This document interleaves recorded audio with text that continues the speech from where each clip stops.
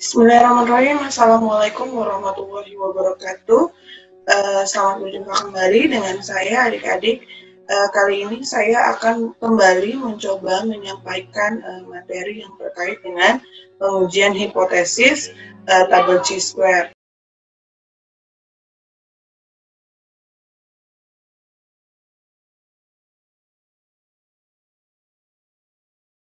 Jadi adik-adik, apabila kita mempelajari yang terkait dengan pengujian chi-square ini, maka kata kuncinya adalah kita akan menggunakan metode non-parametrik. Jadi tujuannya adalah untuk menguji ada atau tidak adanya perbedaan dari lebih dari dua proporsi. Artinya lebih dari 2, 3, 4, 5, dan seterusnya terkait dengan proporsi.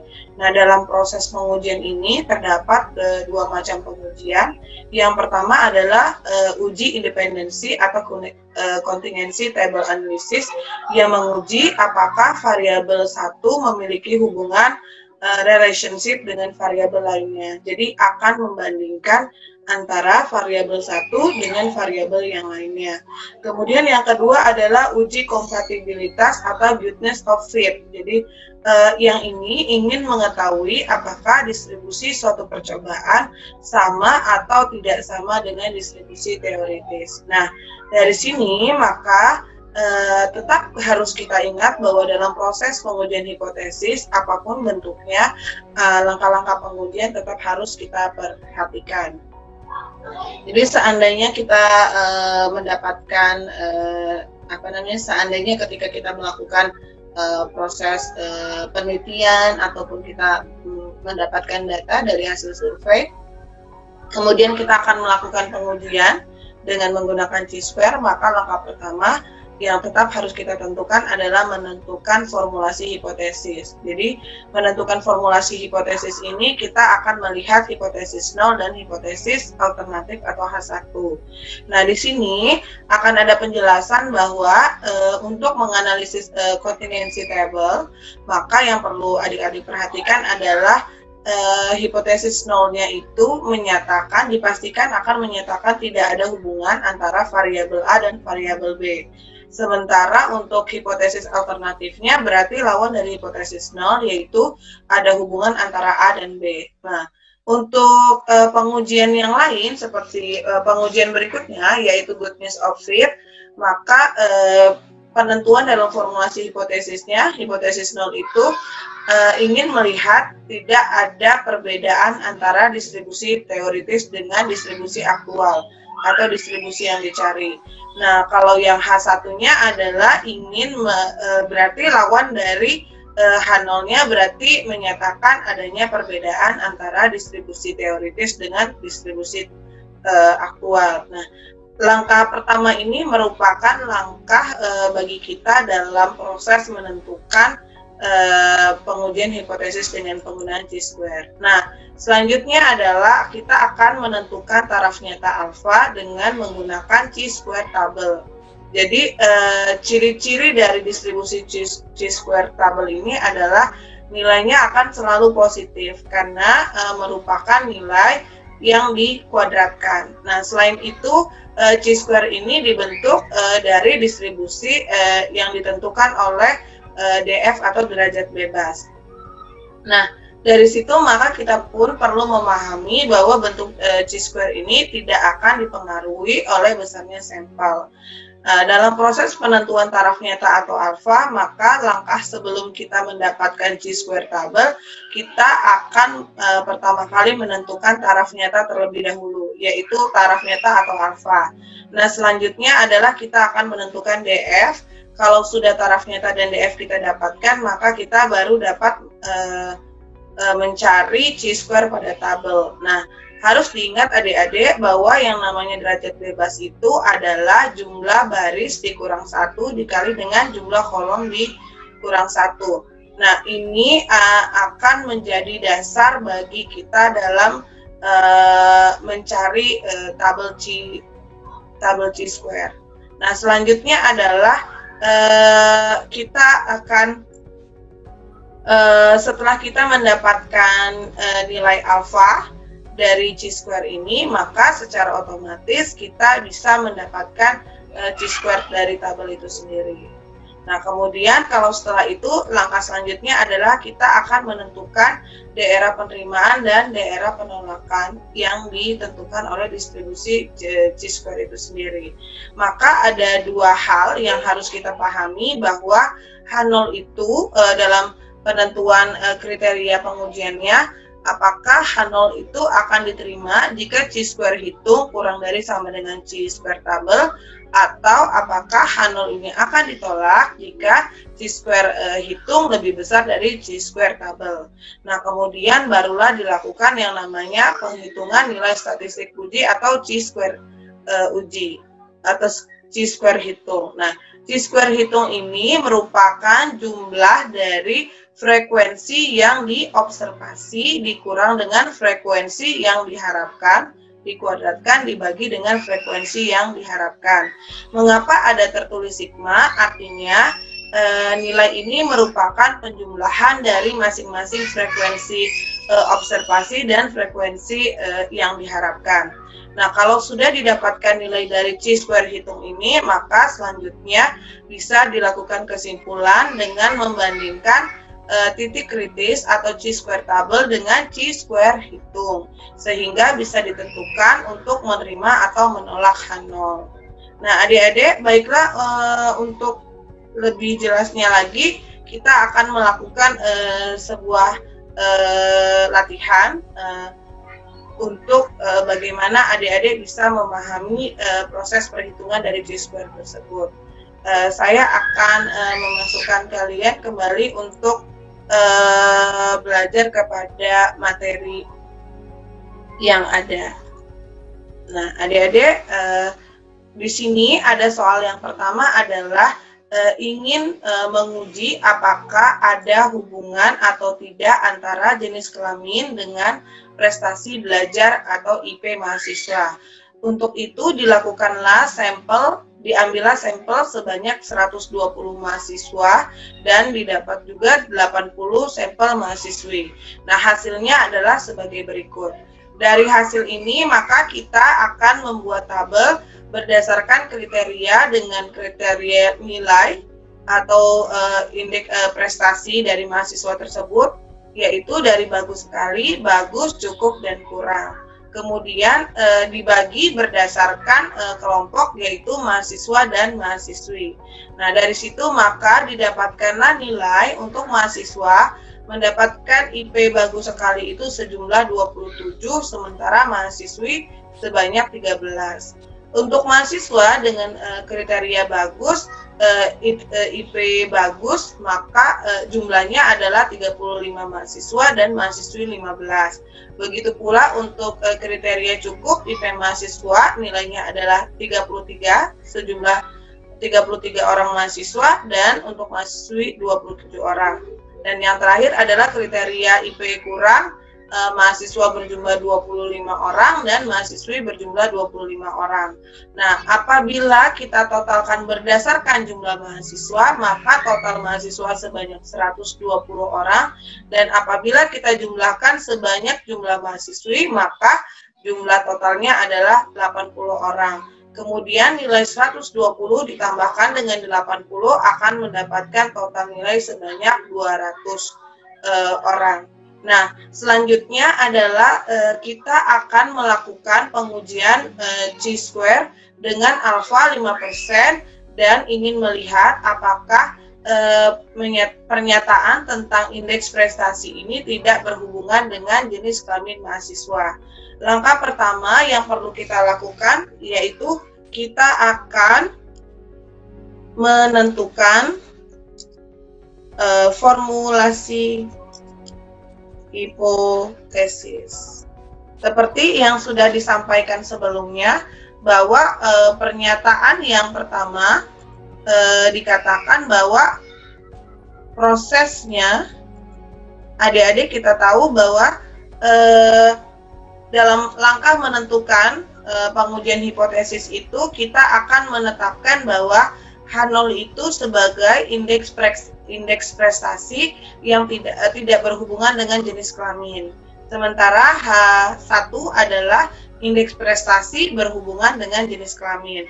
Maka bisa kita pindahkan ke dalam Excel itu sendiri.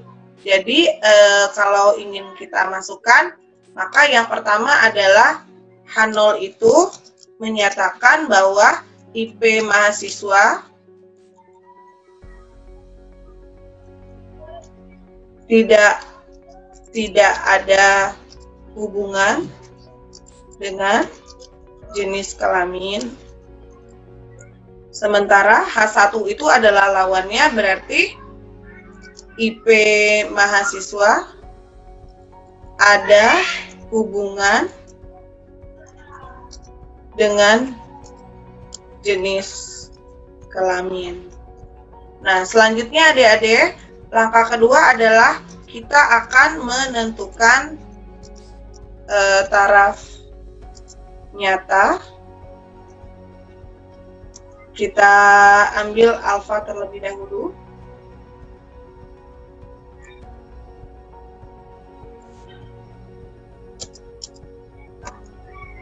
Jadi kita masukkan simbol alfa terlebih dahulu. Nah, kalau sudah masuk, berarti kita akan melanjutkannya. Nah, adik-adik, kalau kita sudah mendapatkan taraf nyata alfa, maka kita ketahui bahwa alfanya adalah sebesar 5%. Jadi kalau alfa 5%, artinya di sini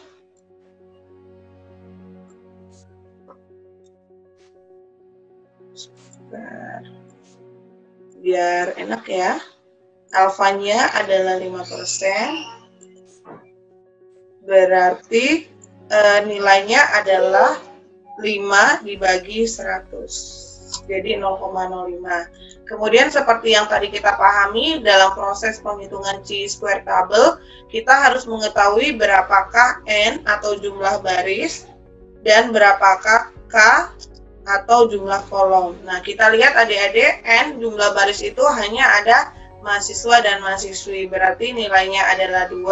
Sementara kalau kolom itu berdasarkan kriteria bagus sekali, bagus, cukup, dan kurang. Artinya ada 4 kriteria. Dari sini maka kita akan menghitung DF yang kita pahami bahwa n-1 dikali dengan k-1. Nah, selanjutnya akan kita hitung, kita formulasikan bahwa n-1 dikali dengan k-1. Nah, dari sini maka kita akan bisa menghitung yang namanya chi-square, chi-square alfa, chi-square alfa DF. Jadi chi-square alfa DF, koma ya. Nah, berarti sama dengan kita terlebih dahulu kita masukkan dulu angkanya. Alfanya itu adalah 0,05, DF-nya adalah 3. Nah, kita lihat pada tabel chi. Kita masuk ke tabel chi terlebih dahulu. Nah, di sini kita akan melihat bahwa nilai dari 0,05, saya perbesar terlebih dahulu, nilai 0,05 dengan DF atau DK-nya 3 itu berada pada nilai 7,815. Nah, kalau seperti ini berarti tinggal kita copy, kemudian kita masukkan kembali di perhitungan tabel kita. Nah, selanjutnya kita masukkan di sini. Ini kita buat koma. Nah, kalau sudah dapat seperti ini, kita buat koma 4 angka atau 3 angka di belakang koma, ya, bentuknya adalah 3 angka di belakang koma. Nah, selanjutnya yang ketiga adalah menentukan kriteria pengujian. Jadi kita akan membuat bahwa H0 diterima jika chi square kuadrat, hitung nilainya kurang dari sama dengan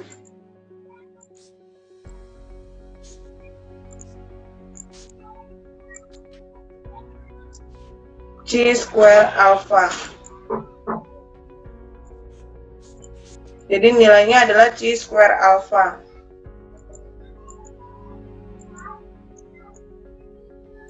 Nah, selanjutnya jangan lupa adik-adik kita akan membuat juga untuk perhitungan yang selanjutnya H0. Bagaimana jika H0 itu ditolak? Jadi kalau ditolak tinggal lawannya saja, berarti nilainya adalah tinggal kita ganti saja tanda yang di depan, yaitu C square, hitung nilainya lebih besar dari C square alpha. Nah, selanjutnya adalah kita akan kembali melakukan pengujian hipotesis. Jadi pengujian hipotesis ini didasarkan dengan data yang ada. Nah, adik-adik, sebelum kita membuat tabel, maka kita harus menentukan jumlah total baris 1, jumlah total baris 2, jumlah kolom 1 sampai dengan jumlah kolom 4, dan juga jumlah total dari baris itu sendiri. Jadi saya akan mengajak kalian untuk menuliskan terlebih dahulu agar kita bisa dengan mudah nanti dalam pengerjaannya. Jadi N1, N2, kemudian N total, kemudian K1, K2, K3, dan K4. Nah, baru kita masukkan nilainya. Jadi N1 itu adalah total dari ini 120. Ini bisa kita tarik saja ya adik-adik. Nah, oke. Nah, selanjutnya kalau untuk K1 bisa kita copy saja, nanti kita pastekan biar lebih enak. Oke, nah ini adalah nilai dari K1 itu sendiri. Nah, adik-adik, selanjutnya langkah apa yang akan kita lakukan? Maka langkah selanjutnya adalah kita akan memasukkan semua data yang ada ini ke dalam tabel. Nah, tabel yang perlu kalian perhatikan adalah kita akan menentukan yang namanya NIJ. NIJ itu atau biasa dikenal sebagai F0. F0. Kemudian kita akan menghitung yang namanya EIJ atau biasa kita sebut sebagai FE. Selanjutnya adalah kita akan menghitung selisih dari NIJ dikurang FIJ. Jadi dalam kurung NIJ dikurang EIJ atau F0 dikurang dengan FE. Selanjutnya adalah kita nilai dari selisih ini kemudian kita kuadratkan. Jadi nilai dari ini kita copy saja, pastekan di sini, akan tetapi kita pangkatkan 2. Oke. Nah, selanjutnya yang terakhir adalah kita buat yang terakhir dengan membagi nilai ini dibagi dengan nilai FE atau nilai EIJ. Jadi kita akan membuat nilai ini, kita copy kembali, akan tetapi nanti kita bagi. Jadi ini dibagi dengan EIJ atau FE F0 dibagi dengan FE. Bagi dengan FE. Nah, kalau sudah seperti itu, maka kita secara ini bisa kita buat tabelnya. Nah, adik-adik, bagaimanakah cara untuk membuat tabelnya? Terlebih dahulu yang perlu kalian pertimbangkan adalah yang pertama kita akan mengcopy nilai NIJ itu sendiri. Nah, ingat bahwa ternyata nilai N itu ada 8, jadi 2 dikali 8, jadi di mahasiswa ada 4 dan di mahasiswi ada 4. Jadi kita copy baris, kemudian kita pastekan dengan kolom. Bentuknya adalah seperti ini. Oke, selanjutnya yang mahasiswi juga. Kita Ctrl C, kemudian kita pastekan juga, kita ubah ya. Nah, ini kemudian bisa kita perbaiki tabelnya biar lebih baik dan lebih enak ya. Nah, selanjutnya adalah EIJ. Nah, bagaimana cara menghitung EIJ? EIJ itu adalah nilai dari jumlah total baris 1 dikali dengan jumlah total kolom 1 dalam kurung ya, maaf, dalam kurung, kemudian dibagi dengan N total, begitu. Nah, ini seterusnya sampai habis. Jadi N total 1 dikali dengan K2, kemudian tutup kurung dibagi dengan N total. Selanjutnya juga seperti itu. Jadi N1 dikali dengan K3 dibagi dengan N total. Dan terakhir untuk N1 yaitu N1 dikalikan dengan K4, K4 dibagi dengan N total. Nah, ini untuk N1 ya. Nah, selanjutnya adalah N total 2 atau total baris atau total mahasiswi. Jadi sama dengan N2 dikali dengan K1 dibagi dengan N total. Selanjutnya juga sama, N2 dikali dengan K2 dibagi dengan N total. Selanjutnya N2 dikali dengan K3 dibagi dengan N total.